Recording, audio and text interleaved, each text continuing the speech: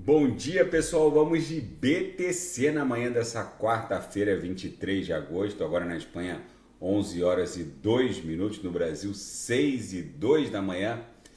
Gente, olha a maldade da BTC ontem. Vocês vejam que esse martelo aqui que ficou desenhado no gráfico de 4 horas acabou representando uma armadilha de ursos. Muita gente aqui no canal reportou que desembarcou do mundo cripto, a BTC acabou desenhando um fundo em 25.300. Quem não está acostumado com as maldades no mundo cripto fica promovendo esse desembarque, reembarque, desembarque, reembarque. A cada desembarque, reembarque que o holder promove em relação a uma Atom, a uma Solana, a uma Polkadot ou a uma Kusama, acaba perdendo 10, 15, talvez 20% do patrimônio cripto. Quem saiu da Kusama a 18 e pouco e está voltando agora a 19,60, perdeu aí mais de 10% do patrimônio cripto. A mesma coisa com a Atom, que fez uma mínima bizarra ontem, agora está voltando para o patamar ali acima de 7,40. Essa movimentação da criptografia tem relação sim com o aporte brutal dos institucionais.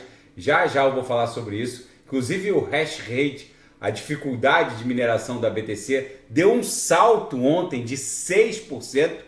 Ou seja, os mineradores estão ignorando a desvalorização da criptografia e seguem aumentando o hash rate, ou seja, seguem emprestando mais força computacional para a mineração de BTC. É injeção de recurso na rede, é conversão de energia em BTC, ou seja, vem um amplo movimento impulsivo aí. No diário, a gente está desenhando um doji perfeito hoje, com um corpo real praticamente insignificante e o pavio superior e inferior também muito insignificante. Isso aqui está pontificando o final dessa sequência de candles vendedores no diário, que vem se desdobrando desde o dia 10 de agosto.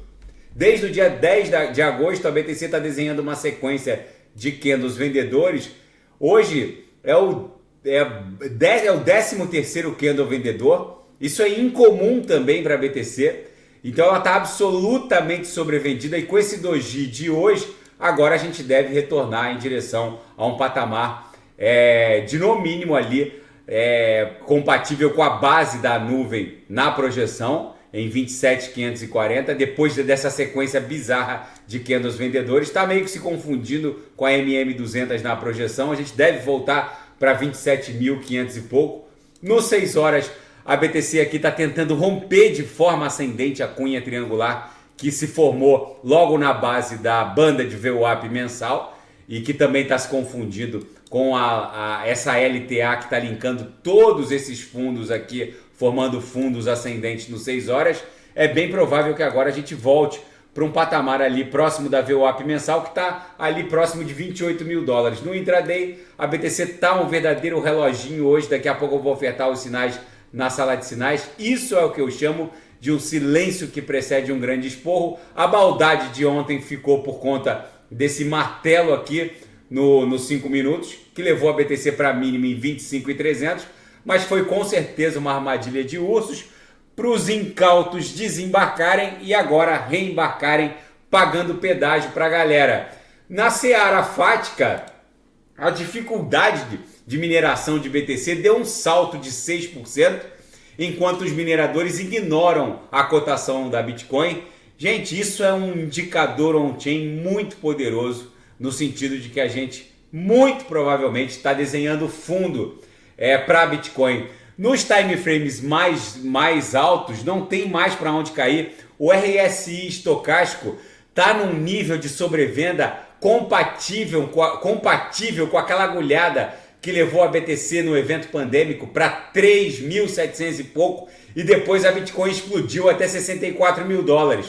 É bem provável que a gente esteja promovendo um dump propício, ou seja, compatível com um movimento que antecede uma grande pernada impulsiva. E o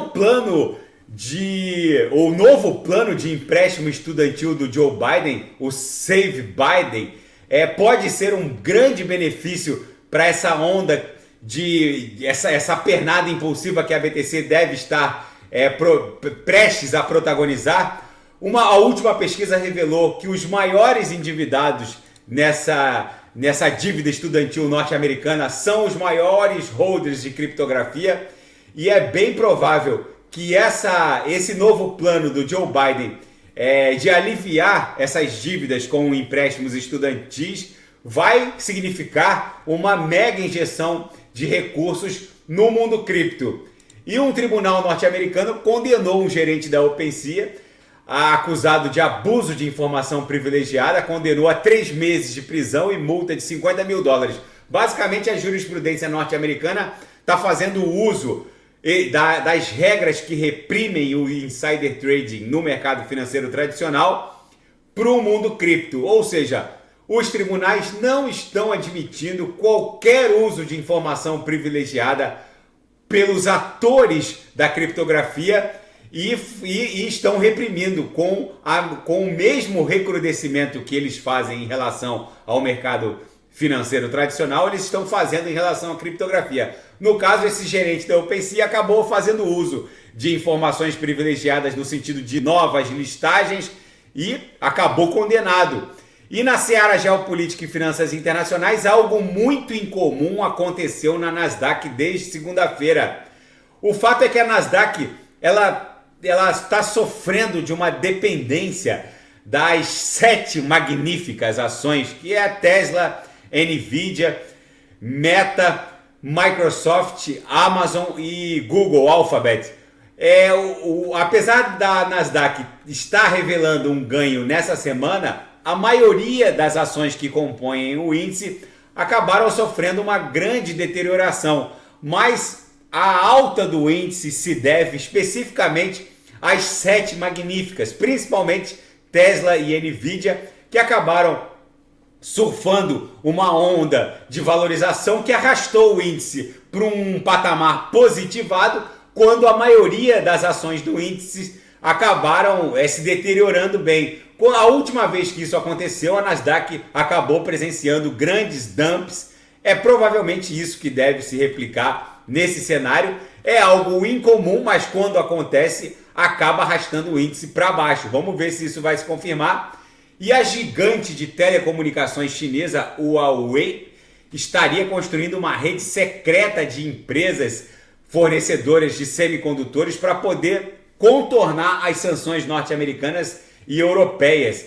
A principal associação de empresas globais de semicondutores alerta que a Huawei Technologies, a gigante de telecomunicações e semicondutores chinesa, estaria construindo um conjunto de instalações secretas com outros nomes para fornecer semicondutores para o Ocidente, contornando as sanções. Vamos ver como esse imbróglio vai terminar. E a Índia inicia a contagem regressiva para o lançamento da sua missão não tripulada ao Polo Sul lunar. A Índia fará a sua segunda tentativa de pouso na Lua nesta quarta-feira, numa missão considerada crucial para a exploração do satélite natural da Terra.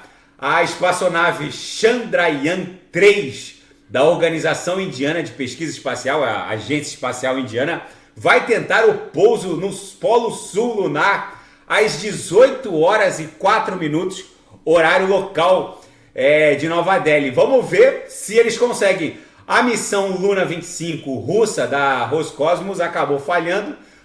O módulo entrou numa espiral sem controle e colidiu com a Lua. Esperamos sinceramente que a missão indiana tenha sucesso.